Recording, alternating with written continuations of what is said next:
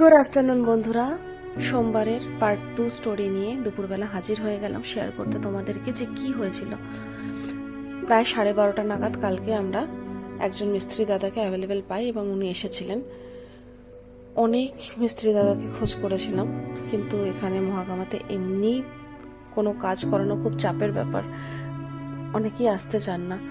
তারপরে কালকে ছিল রবিবার প্লাস হোলির আগের দিন, তো কেউ কাজ করতেই চাইছিলেন না।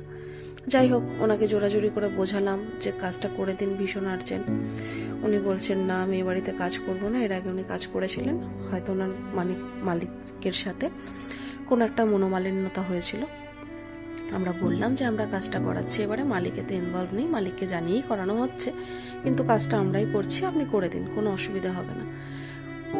ভাবলেন উনি ড্রিল হয়েছে যে জায়গাটা, সেই জায়গাটাতেই প্রবলেম, যার যেরকম রোগ সেই মতোই চিকিৎসা হবে।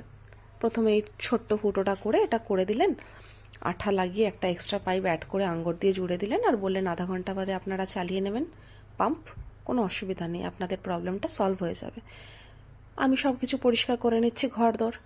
ভাল্বটা চালানো হলো আধা ঘন্টা বাদে, প্রচণ্ড গতিতে আরও জল পড়ছে। এবার পাশের বাড়িতে আর জলটা পড়েনি, জলটা শুধু আমাদের বাড়িতেই পড়ছে।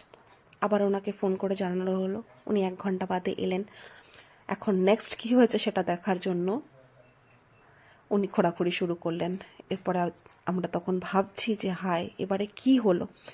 কি প্রচণ্ড টেনশন হচ্ছিল বন্ধুরা, তোমাদেরকে বোঝাতে পারবো না। এক তো লোকের বাড়িতে খোঁড়াখুড়ি,